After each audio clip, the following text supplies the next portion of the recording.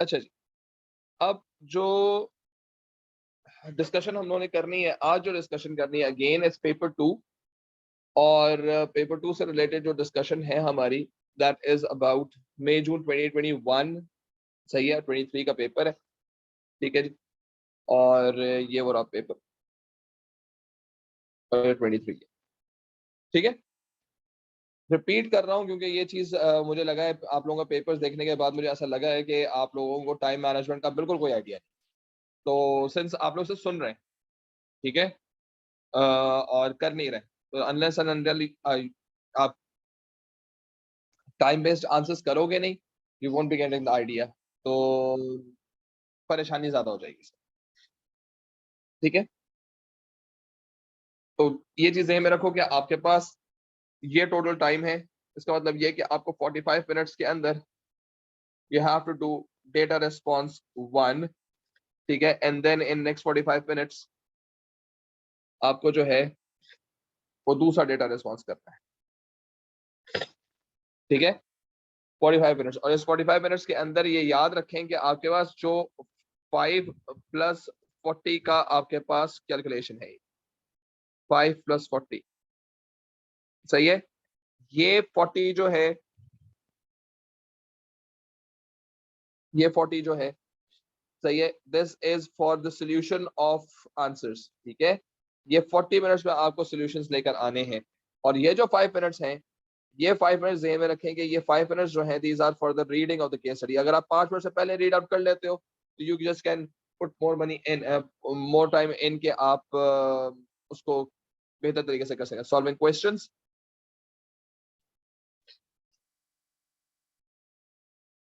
सही है, and this is for reading the case.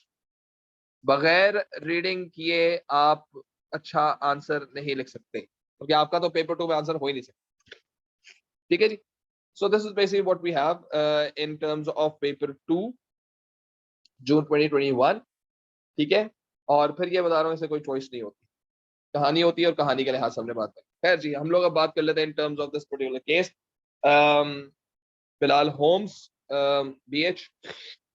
Bilal is a sole trader who buys and sells apartment for a profit. Bilal left university 2 years ago and moved back to his parents' home in city W. He lacks social skills. Okay, he lacks social skills. अच्छा, he is a sole trader by the way. ठीक है, और इसका जो basic objective है वो profitability. ठीक है, but he has always been good at self management, and he wanted to start his own business. ठीक है जी, तो ये एक बेसिक आइडिया आ गया कि अच्छा, ये सेल्फ सोशल स्किल्स का मतलब क्या होता है। सोशल स्किल्स का मतलब ये होता है कि आपका जो बंदा है उसको लोगों से कनेक्ट करने के या लोगों से इंटरेक्ट करने में वो कितना ज्यादा कंफर्टेबल है। तो ही बेसिकली लैक्स। सही है,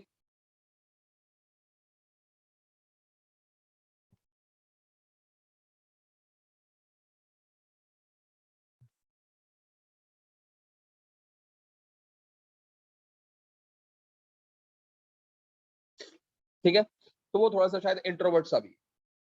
तो अब ये चीजें में रखेंगे जब आप ये चीजें देख रहे होते हैं ना इस चीज को कि काम किस तरह से आपको करना है, किस तरह से चीजें होनी है। तो इस चीज को प्लीज ध्यान में रखेंगे, unless and until you are unable to understand the concept ना, तो you won't be able to clearly understand कि आपको लिखना क्या है। तो अब ये एक ऐसा बंदा है जो लोगों के पास जा नहीं सकता, लोगों से कन्विंस करके कन्विंसिंगली बात नहीं कर सकता, ऐसे कनेक्शंस वगैरह ज्यादा नहीं है। शायद एक क्लाइंट को सही तरह से हैंडल ना कर सके, लेकिन where he is good at self management. सही है,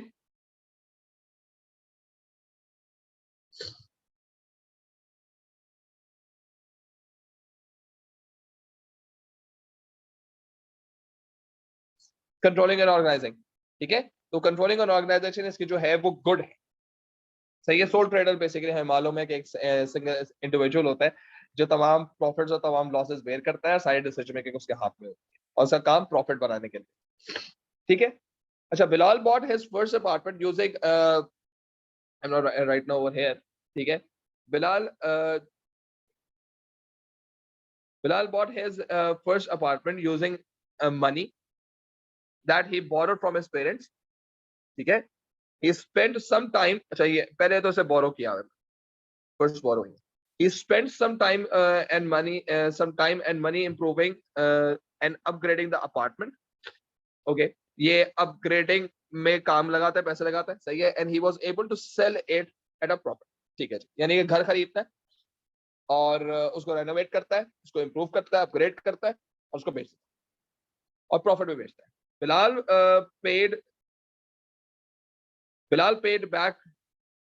paid his parents back and then had enough capital to purchase a second, ठीक है, सेकंड अपार्टमेंट। तो इसका मतलब ये कि उसने जो पैसे लिए हुए थे पैसे उसे वापस कर दिए और उसके बाद उसके पास दूसरे इतने पैसे बच गए कि उसने अपना सेकंड अपार्टमेंट जो है वो खरीद लिया। Since then Bilal has bought 3 more apartments, ठीक है, पहला वाला इसे बेचा, ठीक है, वो प्रॉफिट में बेचा, दूसरा वाला उसने अपने अम्मा पापा को पैसे वापस किए जो उसे बोरो किए हुए थे, जो रिमेनिंग थे उससे दूसरा खरीदा और उसके बाद उसने 3 और खरीदे, ठीक है। सो ये चीज जहन में रखो कि टोटल इससे 5 जो है बिलाल के पास जो है वो टोटल 5 घर हो चुके हैं। अंकल बिलाल के जो है ना टोटल 5 घर है, एक बेच चुके हैं, दूसरा प्रॉफिट में से लिए और बाकी 3 जो है उन्होंने अब ली।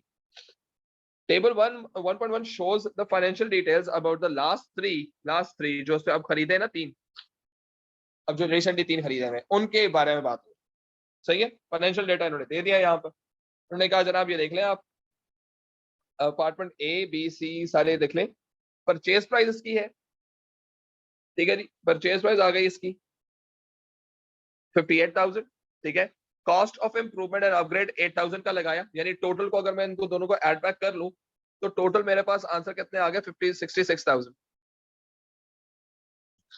ठीक है, 66,000 रुपीज इससे लगा दिए और इसे बेचा कितने पर है, इसे बेचा है 80,000 पे। तो अगर मैं इसमें से इसका प्रॉफिट निकालने की कोशिश करूं तो मेरा ख्याल है 14,000 का इसके ऊपर इसको प्रॉफिट नजर आ रहा है, सही है, ये मैंने प्रॉफिट निकाल लिया यहाँ पर, साथ साथ ही निकाल रहा हूँ। अच्छा ऐसा क्यों कर रहा हूँ, just to give you an idea कि हम किस तरह से काम कर सकते हैं ताकि हम बता सकें। और यही बात करने का रीजन ये है कि असल में इसे प्रॉफिट बनाने वाली बात है। दूसरे वाले की अगर मैं बात करूं, ठीक है, दूसरे वाले की बात करूं अगर मैं, तो उसने 120,000 का उसने वो अपार्टमेंट लिया, 10,000 के उसके अंदर उसने वो लगाई, ठीक है, ये दोनों को मैंने ऐड बैक कर लिया, टोटल हमारे पास हो गया 130,000, ठीक है, और 150,000 का मैंने बेच दिया, ठीक है जी। तो टोटल मेरी जेब में कितने पैसे आ गए, मेरी जेब में आ गए 20,000, सही है। अच्छा तीसरा घर लिया 65,000 का, 15,000 की उसके ऊपर मैंने लगाई, बिलाल ने लगाई इसके ऊपर रेनोवेशन, टोटल हो गया उसका 75,000, ठीक है, लेकिन उसने जो बेचा है, सही है, वो बेचा कितने में, 70,000 में बेचा है, तो इसका मतलब क्या हो गया, इसको कितने का लॉस हो गया, 5,000 का लॉस हो,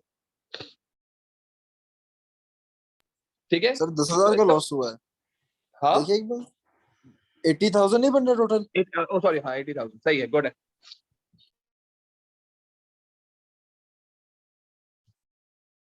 थैंक यू।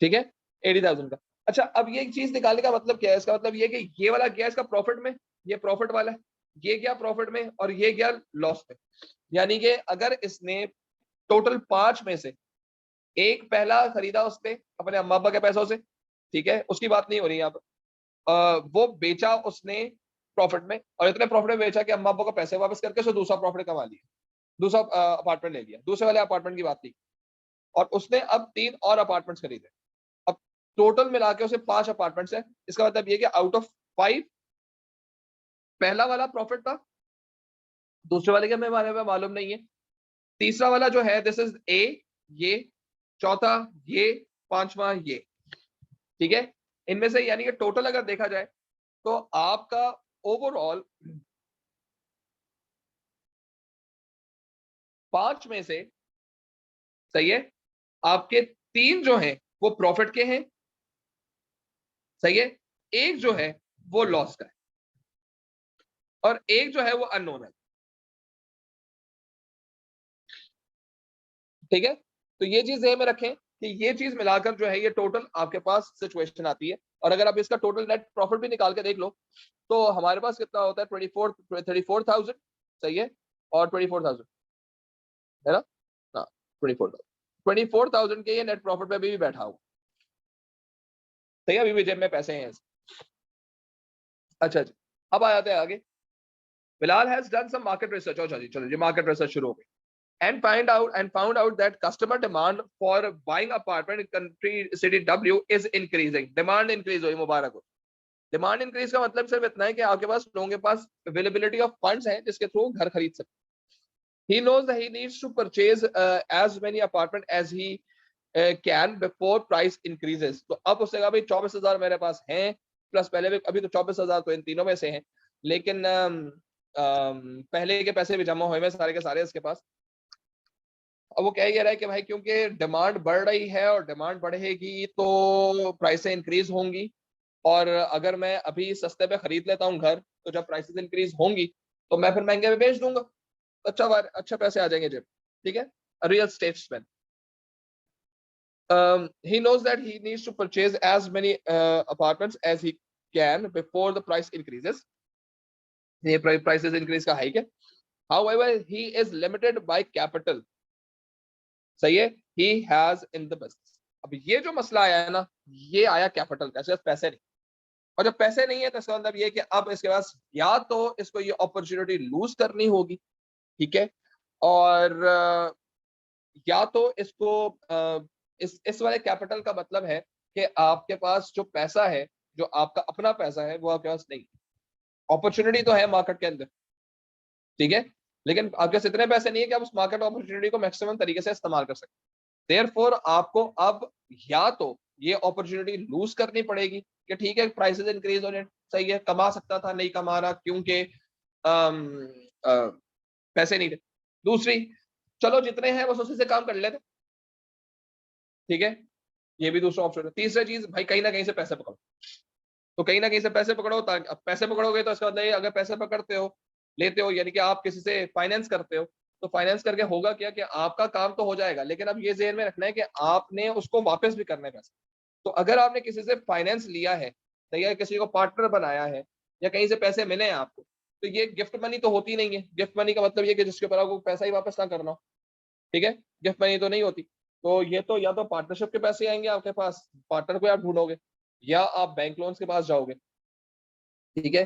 अगर पार्टनर ढूंढते हो तो वो भी स्टेक मांगेगा, सही, और अगर आप इंटरेस्ट बैंक लोन्स देते हो तो उसको इंटरेस्ट देना पड़ेगा। तो अब देखना पड़ेगा कि भाई मार्जिन कितना आ रहा है, सही है, मार्जिन का मतलब है कितना परसेंट हम कमा रहे हो, सही।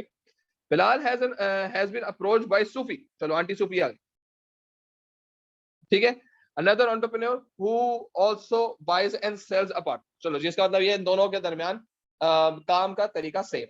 सूफी would like to enter into a market, into a business partnership. चलो जी मुबारक हो, बिजनेस पार्टनरशिप के साथ आ गई वो आंटी बिलाल अंकल के साथ। She has provided Bilal with some details, सही है, from the last year about her business। यानी कि अब उसने किया कि बिजनेस पार्टनर बनने के लिए, थोड़ा सा इंप्रेशन मारने के लिए उसने किया ये कि अपना थोड़ा सा data, some data, not complete data, सही है। Remember that this some data is some kind of weird thing, ठीक है। इसका मतलब ये कि अब आप बहुत सारी इंफॉर्मेशन में से जब कुछ इंफॉर्मेशन देंगे तो वो बेस्ट इंफॉर्मेशन ही होगी, सही है, जिसमें आपके सक्सेस के रेट्स ज्यादा होंगे, जिसमें आपकी रेपुटेशन ज्यादा अच्छी बनती हुई नजर आ रही होगी, जिसके अंदर शायद आपके क्लाइंट आपसे बहुत ज्यादा खुश होंगे, ठीक है। क्योंकि मैं ये बात घरों के लिहाज से बात कर रहा हूँ, तो I am keep my discussion link with apartments and the product given in the case.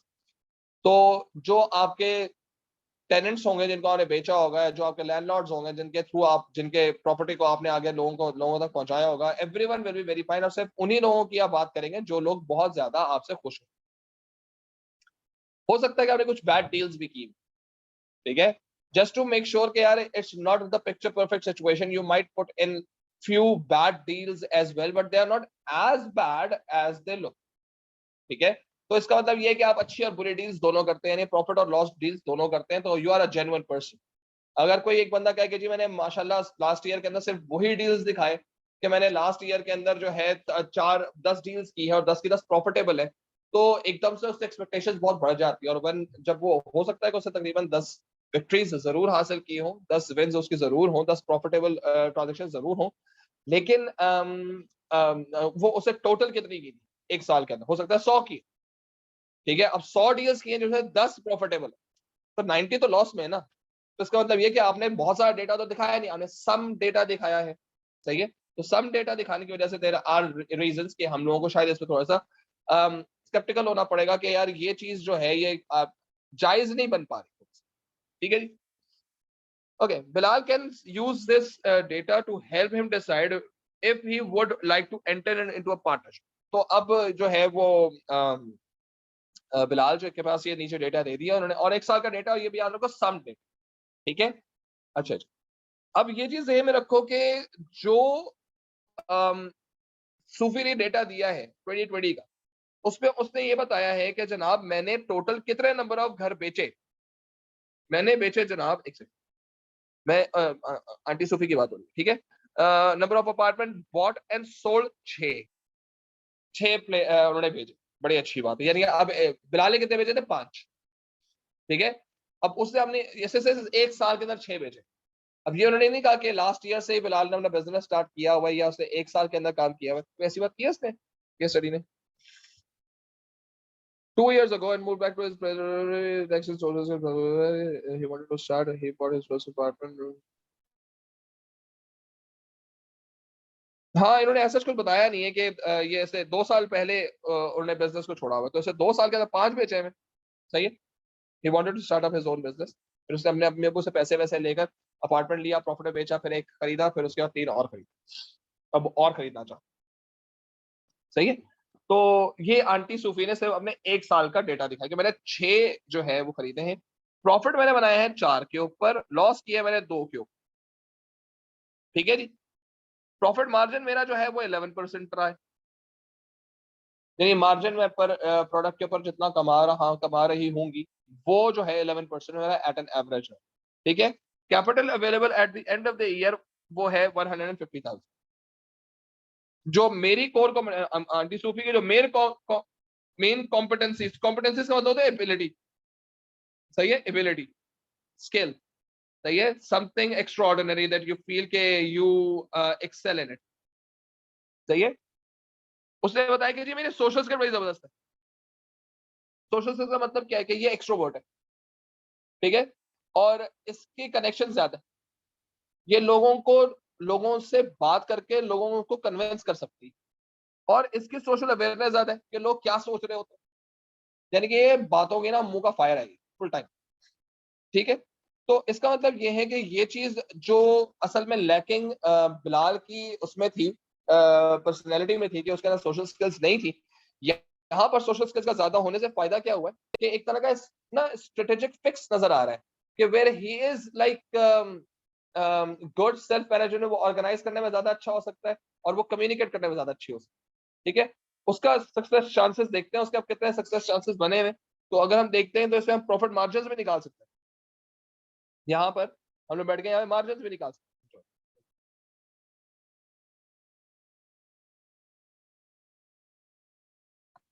ठीक है, तो ये 14,000 जो है वो 80,000 का कितने परसेंट है, अगर हम ये परसेंट निकाल लेते हैं तो हमारे पास जो है वो ये चीज परसेंटेजेस में आ जाती है, हम भी उसकी एक एवरेज मार्जिन निकाल सकते हैं। ठीक है, एवरेज मार्जिन निकालने के अंदर सिर्फ और सिर्फ करना ये होगा कि जो आपका प्रॉफिट आया हुआ है ना, उस प्रॉफिट को आपने सेलिंग प्राइस से माइनस कर देना है कि आपने इस पर परचेज प्राइस पर कि आपने इतना कमाया है। ठीक है ना, तो ये 14,000 को अगर आप 58,000 से डिवाइड कर दें तो आपको इसका परसेंटेज पता चल जाएगा, ये तकरीबन है 24%। ठीक है, फिर आपके पास 20,000 है और यहाँ पर है 1,20,000, ये है आपका 16%। ठीक है, और फिर आपका है 10,000 डिवाइडेड बाय 65,000, नहीं,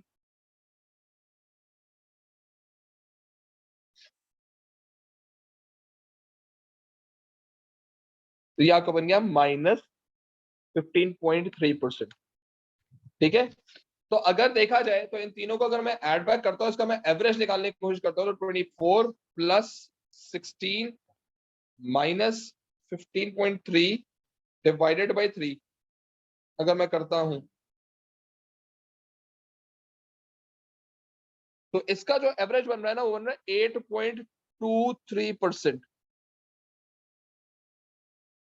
यानी अगर देखा जाए, मैं दरअसल कंपैरिजन के डेटा के लिहाज से बात कर रहा हूँ कि कंपैरिजन डेटा कितना ज्यादा इजीली अवेलेबल हो सकता है मेरे लिए। सर ठीक तो है। बाकी दो का तो पता ही नहीं है मार्जिन हमें। हाँ, बाकी दो का नहीं, तीन के ऊपर हमने मार्जिन निकाल ली। ठीक है ना, हम्म, तीन पे मार्जिन निकाल लिया, तीन का मार्जिन पता है भाई, एट एन एवरेज, एवरेज आ गया ना, 8.23 आ रहा है। और उसका 6 के ऊपर कितना है, 11%। सही है, जिसमें उससे भी लॉस किया हुआ है ना, ये देखो लॉस हुआ है ना इसका भी। अब इसका मतलब ये कि we can just compare things out. और ये भी याद रखो कि फिर मैं वही बात करूँ कि ये कुछ डेटा है, हो सकता है कि इसने टोटल नंबर ऑफ बाय और सेल जो किया हो वो 6 ना किया, उसे दिखाए सिर्फ 6। और हो सकता है कि उसे राइट। 6 के अंदर भी वो तो दिखाए हो, अगर जाहिर सी बात है, अब सिर्फ इतनी मार्केट रिसर्च, इतना डेटा देखकर तो फायदा नहीं होगा ना। बिलाल को कौन सा ये भी देखना पड़ेगा जाके उन टेनेंट्स के साथ, या जो लैंडलॉर्ड जिनको उन्होंने बेचा है प्रोडक्ट, ठीक है, उनसे भी तो जाके बात करनी पड़ेगी, भाई आपका कैसा रहा इनके साथ डीलिंग करनी। सही है ना, क्योंकि आपने तो इनके साथ देखना है ना किसी रेपुटेशन कैसी, ये डील कैसे करती है। तो उसके कहने का मतलब, उसकी नजर में हो सकता है कि जी उसकी सोशल स्किल्स बहुत अच्छी हो सकता है वो उतने कन्विंसिंगली बात ही ना करती हो जितना बिलाल समझता हो। ठीक है। तो ये चीजें हमें थोड़ा सा देखना पड़ेगी। खैर जी, this is basically what the case study is all about. हमेशा याद रखो कि जब कभी भी केस स्टडी करो ना, तो केस स्टडी का बहुत ज्यादा फैक्टर आपको इस चीज को समझने में लगाना है कि चीजें करनी किस तरह से। ठीक है। अगर चीजें समझ आ जाएंगी कि बिजनेस हो क्या रहा है, then you can define it within your given parameters. ठीक है। लेकिन अगर आपको केस स्टडी समझ ही नहीं आएगी ना, तो you won't be able to give your opinion कि यार इससे क्या चीज करनी है। आप उसमें मॉडिफिकेशन नहीं कर सकते, उसमें रिकमेंडेशन नहीं दे सकते। तो it's a real estate game. सही है। Two people trying to get into a partnership business, both have their experiences। सही है। And there is a chance कि प्राइस मार्केट के अंदर इंक्रीज हो जाए प्रॉपर्टी की, and they both want to capture that particular opportunity. सही है। और that's basically the data given in the case. अब आ जाते हैं इसके ऊपर जी मार्केट रिसर्च के लिहाज से। तो define the term market research, पहला क्वेश्चन की हम बात कर लेते हैं। सही है जी। तो question number 1, define the term market research, 2 number, line number 15। Line number 15 ये रही, लाइन नंबर 15 ये देखिए, हमने मार्केट रिसर्च को यहाँ पर आइडेंटिफाई भी किया हुआ है। सही है।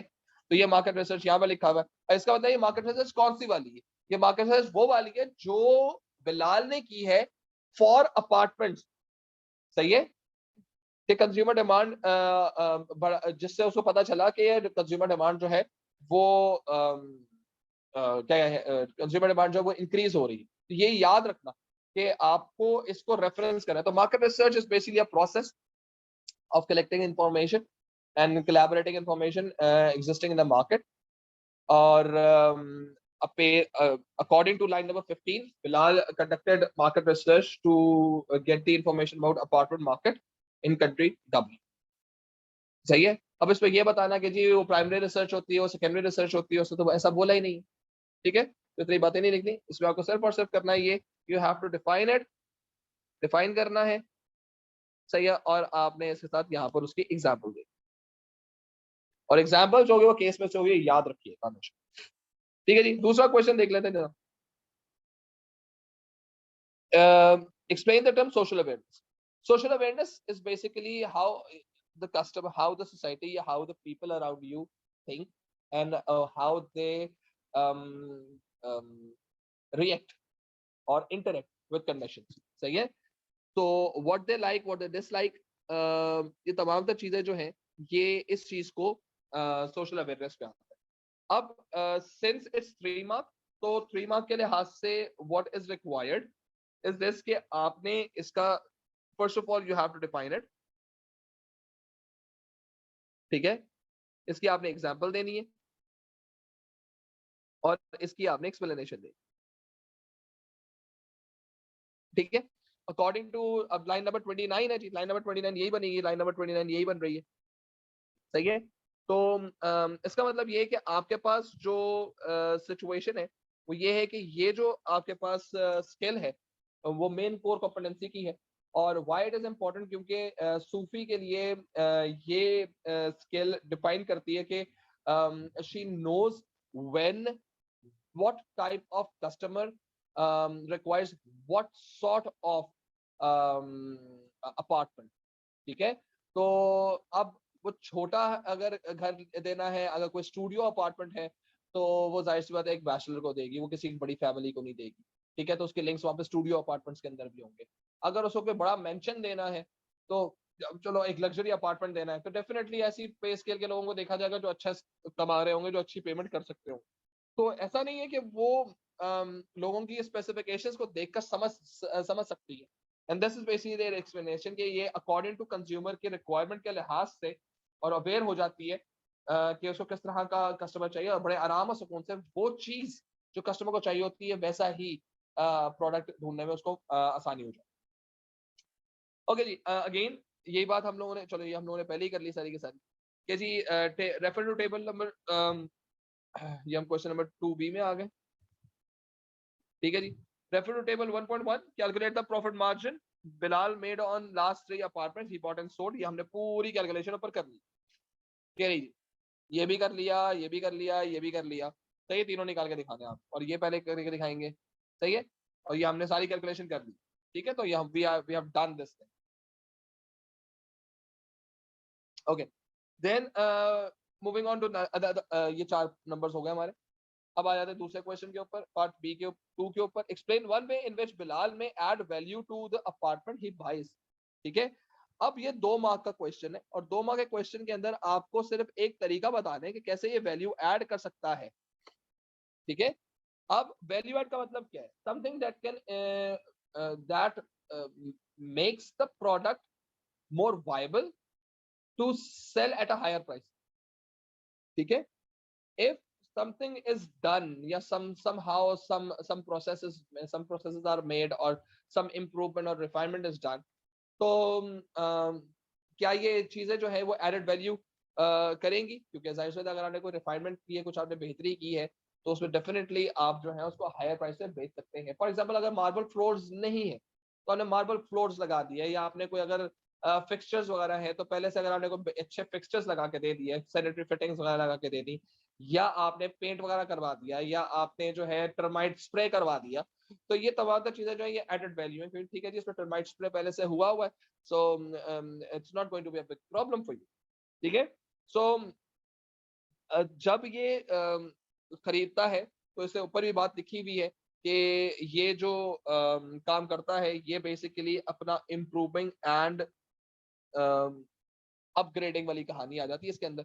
ठीक है, और अपग्रेडिंग वाली कहानी के साथ इसका मतलब ये है कि ये चीजों को खरीदने का अपग्रेड भी कर रहा होता है। ठीक है ना, और वही क्वेश्चन यहाँ पर है, कैसा से अपग्रेड कर सकता है? तो there could be a chance कि जब ये खरीद रहा हो, तो खरीदने के बाद ये उसकी वॉल्स को या फ्लोर्स को या जो कोई भी इसके अंदर एक्स्ट्रा वर्क है वो सही करवा सकता है, अप्लाइंसेस बेहतर की जा सकती हैं, कनेक्शंस बेहतर किए जा सकते हैं। ठीक है, और ये भी किया जा सकता है कि ये अपने जो कस्टमर्स हैं जिनको जब ये बेचे, तो साथ उनको ये कह दे कि अगर आप के 1 साल के अंदर अगर कोई सैनिटरी के इश्यू कोई आता है, सीपेज का कोई इश्यू आता है, या इलेक्ट्रिकल का कोई मसला आता है, तो वी हैव सम इलेक्ट्रिशियंस और प्लम्बर्स, टेक्नीशियंस। ठीक है, जो आपको आके ऑन डिस्काउंटेड रेट्स जो है वो बेहतर करके काम करके दे सकते हैं। तो there are so many ways कि आप चीज में वैल्यू ऐड कैसे कर सकते हैं। ठीक है, देन गोस क्वेश्चन नंबर 8। सही है, क्वेश्चन नंबर कोई पार्ट सी 8 मार्क का। Analyse 2 factors. ठीक है, एनालाइज 2 फैक्टर्स। 2 फैक्टर्स की बात हो रही है सर, तीसरा फैक्टर एग्जिस्ट नहीं करेगा। सही है, ये 2 फैक्टर्स ही हैं और ये 2 फैक्टर्स ही रहेंगे। सही है, 2 factors which could influence the demand for buying apartments in city W. अब ये है कि कौन से ऐसे फैक्टर्स हैं जो इन्फ्लुएंस कर सकते हैं। सही है, फैक्टर्स की हम लोगों ने बात करनी है। ठीक, जो इन्फ्लुएंस करेंगे demand for buying the apartment. तो ये 2 फैक्टर। अब सबसे पहली चीज तो ये जो 8वां का क्वेश्चन होता है, उस 8वां के क्वेश्चन का जो बेसिक रेफरेंस पॉइंट है वो ये है कि 8 मार्क के अंदर हमारे पास दो चीजें टूटती हैं, एक होता है 3 नंबर, एक होता है 5 नंबर, सही है। और 5 नंबर टूटता है 3 नंबर और फिर ये 2 नंबर। कितनी हजार दफा बता चुका मैं ये चीज, ठीक है, फिर भी बता रहा हूँ। ये 2 नंबर जो है ना, ये 2 नंबर, ये असल में किस चीज के, ये है डेफिनेशन। और ये 3 नंबर जो है ना, ये आपके पास, ये 3 नंबर और ये 3 नंबर, ये 3 नंबर जो है ये आपके पास किस चीज के हैं, वो स्पेक्टर को समझाने के। देयरफॉर अगर आप ये बात करते हैं कि ये 2 नंबर मैं कैसे हासिल करूं, तो भाई आप डिफाइन कर दें। किस चीज को डिफाइन कर दूं, डिमांड को डिफाइन कर दें, फिर डिमांड होता गया, सही है। अगर आपने ये बात करनी, इसके 3 नंबर आपने लेने हैं, तो इसके 3 नंबर कैसे लिए जाएंगे, आपने फैक्टर 1 लिखना है, सही है। आपने उसकी एग्जांपल लिखनी फ्रॉम केस, सही है, और आपने उसको एक्सप्लेन कर देना है, ठीक है। इसके साथ भी यही चीज करनी है। यहां पर लिखा आपने फैक्टर 2, यहां पर लिखी आपने एग्जांपल, और यहां की आपने एक्सप्लेनेशन,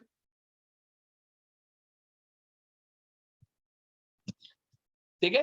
अब फैक्टर्स कौन कौन से हो सकते हैं, पहला फैक्टर तो ये है कि जी बेसिकली जो बड़े मेंशन घरों की या बड़े घरों की जिनको हम हाउसेस कहते हैं, ठीक है, उन हाउस की जो ओवरऑल या मेंशंस कहते हैं, उनकी जो प्राइसेस है वो बहुत ज्यादा बढ़ गई हैं, देयरफॉर अपार्टमेंट्स के डिमांड में इंक्रीज आ सकती है, ठीक है। नंबर 2, कंज्यूमर की जो बाइंग पावर है वो बहुत ज्यादा बढ़ गई है, एम्प्लॉयमेंट बढ़ गई है, लोगों की जॉब क्रिएशन ज्यादा है, लोगों के पास एबिलिटी टू परचेज है, इसलिए अपार्टमेंट्स की डिमांड बढ़ रही है। हो सकता है कि it's not on the purchase side, is basically on the rent side. भाई अपार्टमेंट्स तो जाहिर सी बात है चाहिए ना उन लोगों को, ठीक है। तो पॉपुलेशन इंक्रीज की वजह से भी आपके पास हो सकता है कि सिटी डब्ल्यू के अंदर अब डिफरेंट सिटीज के लोग आना शुरू हो रहे हो, that is the reason why आपकी जो डिमांड है वो इंक्रीज हो रही हो, उनकी इनकम इंक्रीज हो गई हो, जो बाकी बड़े घर हैं या जो रेंट्स हैं वो बहुत ज्यादा बढ़ने शुरू हो गए, तो इसलिए अब लोगों ने परचेज की तरफ आना शुरू कर दिया हो, ठीक है, क्योंकि बाइंग अपार्टमेंट्स की बात हो रही है। तो सिमिलरली ये भी हो सकता है कि कम बैंक्स की तरफ से जो है वो कम इंटरेस्ट मिल रहा हो और पे लोन्स मिल रहे हो, तो लोगों ने कहा यार ठीक है यार, बिला वजह में हम अपने पैसे जमा करके इतना टेंशन वेंशन लेते, तो बेहतर ये नहीं है कि बैंक से लोन लेके हम काम कर लें। तो ये जो भी कोई फैक्टर्स है, ये सारे के सारे फैक्टर्स आपके पास क्या हो जाएंगे, ये सारे के सारे फैक्टर्स आपके पास डिपेंड करेंगे इन टर्म्स ऑफ कंज्यूमर की बाइंग पावर कैसे इंक्रीज हो, ठीक है। So this is how you have to structure. अब ये चीज ध्यान में रखो कि ये जो पॉइंट होगा, ठीक है, ये जो होगा ये पैराग्राफ 1 में होगा, सही है, ये पैराग्राफ 1 में होगा, ये अगले पैराग्राफ में होगा, ये अगले पैराग्राफ में होगा। तो इट्स मोर लाइकली कि आपके पास 3 पैराग्राफ बनेंगे, तो इसका मतलब ये 8 पॉइंट्स के अंदर वी रिक्वायर्ड 3 पैराग्राफ्स, ठीक है। अच्छा, अब $1 मिलियन क्वेश्चन, अगर मैं पैराग्राफ में नहीं लिखता तो नंबर कटते नहीं, सही है, नहीं कोई जरूरत नहीं। मकसद आप ये ना समझें कि आपने कचरा लिखा हुआ पैराग्राफिंग में लिखा है, तो सर मैंने कचरा लिखा था पैराग्राफिंग के अंदर लिखा था, इसलिए क्योंकि पैराग्राफिंग में इसलिए मुझे नंबर मिलने चाहिए, नहीं।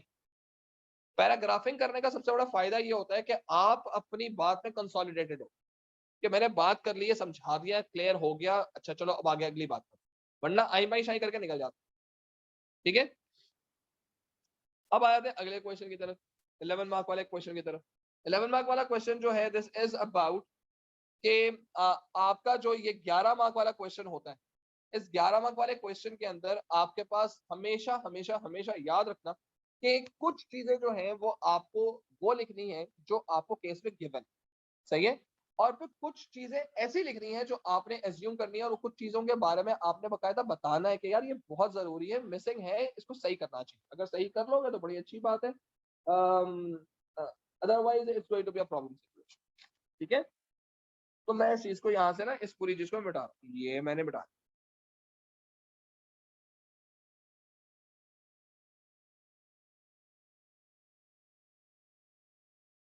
ठीक है जी। अब आ जाते हैं इस क्वेश्चन की तरफ, 18 मार्क्स।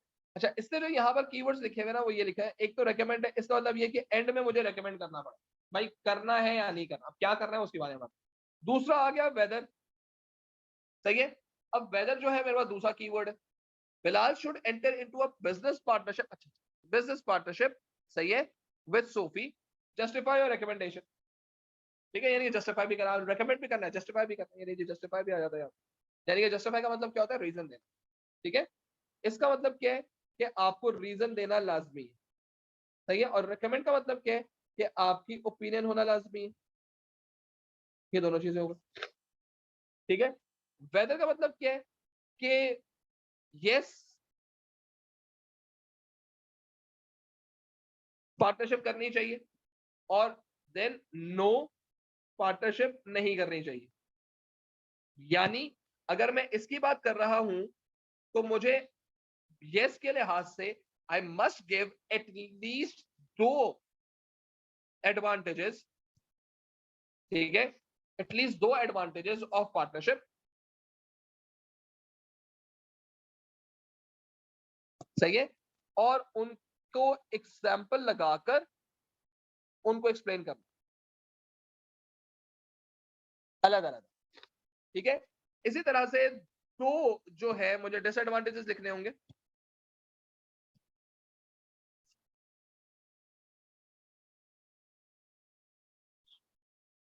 प्लस एग्जाम्पल,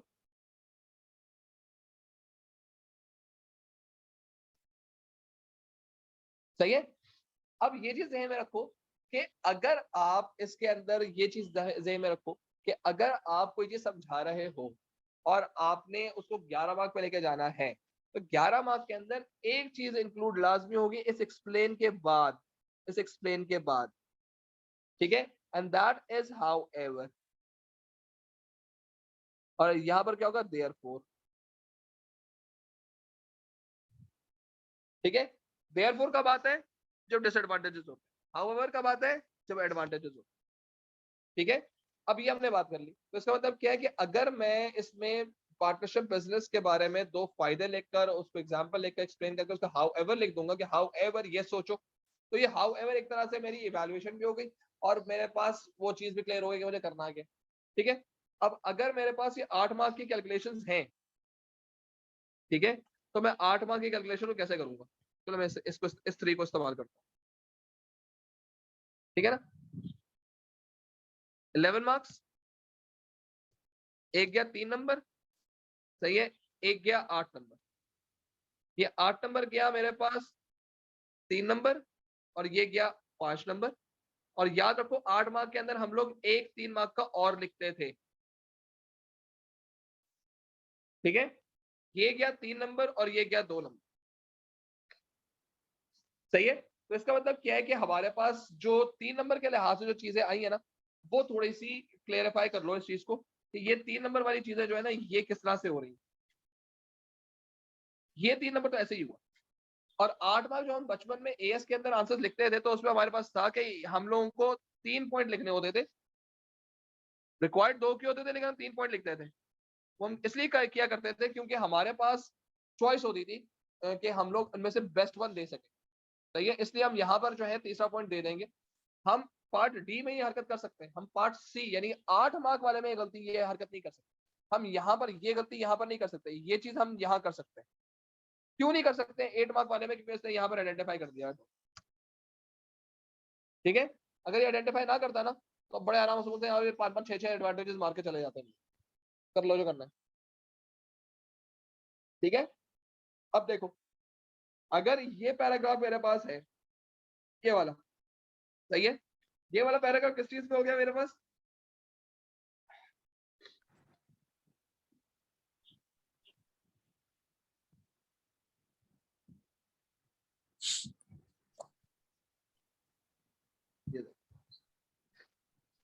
ये इस चीज का, ठीक है, ये इस चीज का। और ये अगर मैं बात करता हूं इन 2 पॉइंट्स के लिहाज से, ये और ये, चलो, तो ये किस चीज पे चला गया, ये मैं चला गया इसके ऊपर, यस पार्टनरशिप के ऊपर, ठीक है। और यहां पर ये रहे इसके 2 एडवांटेजेस, ठीक है। और अगर मैं चला जाता हूं इसके ऊपर, ये रहा 3 नंबर और ये रहा 3 नंबर, तो ये मैं चला गया इसके 9 के ऊपर, ठीक है। और ये कितने आ गए, इसके 2 डिसएडवांटेजेस आ गए,